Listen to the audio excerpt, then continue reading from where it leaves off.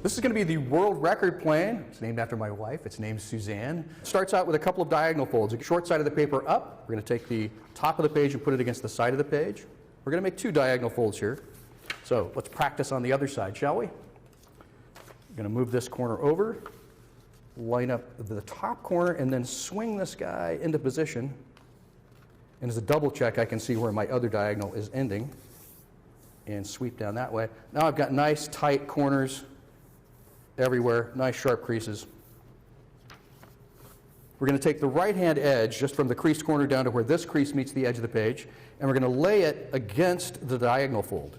We're going to take this creased corner and bring it just to the end of this crease right here. Fold the top down, and now you'll see those diagonal folds on the other side. What you want to do is line up the diagonal folds, the top layer of the diagonal with the very bottom layer of the diagonal on both sides, and that's how you know you're hitting the center of the X dead center. So let's follow the crease on both sides. What I find to be the easiest way to do it is to follow the creases on this side, but if you can see them clearly on the other side and that works for you, go ahead and use it. Flipped over. We're going to take this flap right here and fold it up over those 2 corners, and when we do the next move to fold the plane in half, the whole thing will be locked together. So let's fold from the top all the way down to the center of this edge to fold the plane in half. You can flip it over. And make sure the rear corners and the nose are perfect. The center corners, don't worry so much about. Don't spend a lot of time trying to line those guys up. The rear corners, and make sure you're hitting the nose cleanly.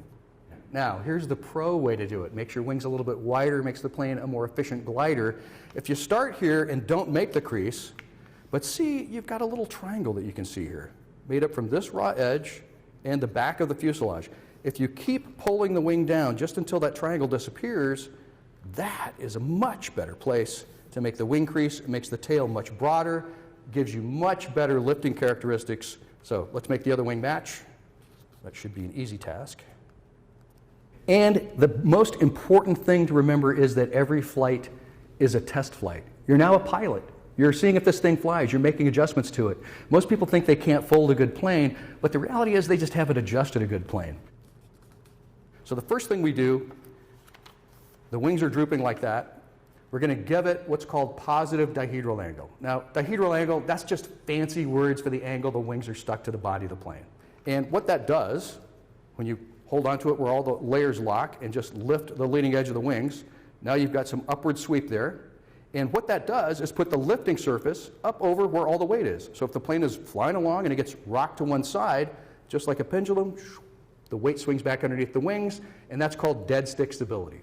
The other thing we're going to do, aside from positive dihedral angle, is give the rear corners just a little upward bend. Not a lot. And don't make a crease, just make a bend. You can always undo the bend, flatten it out, or add a little bit more.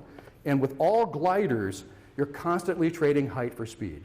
What do I mean by that? So if the center of gravity and the center of lift were perfectly lined up, your plane would fly nice and straight, and drag would constantly be slowing it down until it just fell out of the sky. A stall is caused by too slow of an airspeed or too high an angle of attack. That's where the wings are tilted up with regard to the direction of airflow. So if you have a plane that's flying straight and level and it's perfectly balanced, eventually drag will slow it till it falls out of the sky. So how do you fix that with a glider? With a powered plane, you just hit the gas, right? Super simple. With a glider, what you need to do is engineer in the center of gravity a little bit in front of the center of lift. The center of gravity is the center of spin. You can find that on any paper airplane simply by spinning it. You can see right where the center of gravity is on that plane. It's right here. You just watched it spin. The center of spin is the center of gravity. We've got all this lifting surface behind the center of gravity. So now, the plane is going to fly along. The lift is back here. It pitches the nose downward as the plane's going forward. What does that do? That allows me to gain speed. The plane is being slowed. Now I'm pointing the nose at the ground, gaining speed, which is good, but now I keep gaining speed at 9.8 meters per second. It's going to crash into the ground really hard. So I bend in some up elevator back here.